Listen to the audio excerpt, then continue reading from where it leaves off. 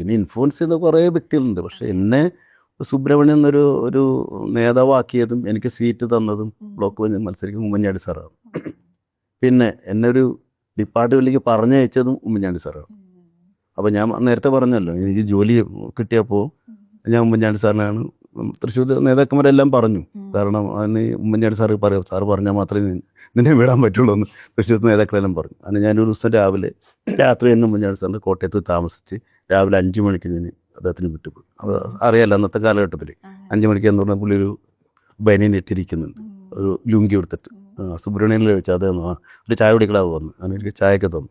ഞാൻ എപ്പോൾ വരാമെന്ന് പറഞ്ഞു. പുള്ളി ഒരു അകത്ത് പോയിട്ട് പിന്നെ വന്നു. അപ്പോൾ ഞാൻ പറഞ്ഞു എൻ്റെ വീട്ടിലെ അവസ്ഥ വളരെ പരിതാപകരമാണ്, അപ്പോൾ എനിക്ക് എന്താ ചെയ്യേണ്ടതെന്ന് ചോദിച്ചു. പുള്ളി കുറച്ച് നേരം ഒന്ന് ആലോചിച്ചു. നീ രാഷ്ട്രീയത്തിൽ നിൽക്കുകയാണെങ്കിൽ എന്നെ കൊണ്ട് ചെയ്യാവുന്ന കാര്യങ്ങളൊക്കെ ചെയ്തു തരാം, പക്ഷേ ചിലപ്പോൾ നീ MLA ആവും, MP ആവും, അതൊന്നും ഉറപ്പിക്കാൻ പറ്റില്ല. അതല്ല, നിനക്ക് ജോലിക്ക് പോകണം എന്നുള്ള ആഗ്രഹമാണെങ്കിൽ നീ ജോലിക്ക് പോക്കും.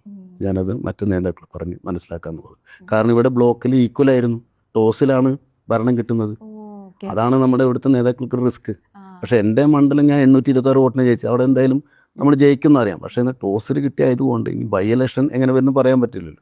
അതാണ് നമ്മുടെ നാട്ടിലെ നേതാക്കൾക്ക് ഉള്ളൊരു പേടിയുണ്ടായത്. പക്ഷേ എൻ്റെ സാമ്പത്തിക സാറിന് വളരെയധികം പരിതാപകരമായിരുന്നു. അങ്ങനെ ഉമ്മൻചാണ്ടി സാർ പറഞ്ഞു. അങ്ങനെ ഞാൻ ഇവിടെ നാട്ടിൽ വന്നിട്ട് ആലോചിച്ചു, സാറിനെ വിളിച്ച് പറഞ്ഞു ഞാൻ എന്തായാലും ജോലിക്ക് പോകാമെന്ന് പറഞ്ഞു. ആണ് ശരി, എല്ലാ ആശംസകളും പറഞ്ഞു. അപ്പോൾ എന്നൊരു രാഷ്ട്രീയക്കാരനാക്കിയതും ഉമ്മൻചാണ്ടി സാറാണ്, എന്നൊരു എഞ്ചിനീയറാക്കി ഡിപ്പാർട്ട്മെൻറ്റിൽ പറഞ്ഞു വിട്ടതും ഉമ്മൻചാണ്ടി സാറാണ്. ഏറ്റവും കൂടുതൽ കടപ്പാട് അദ്ദേഹത്തിനോടാണ്.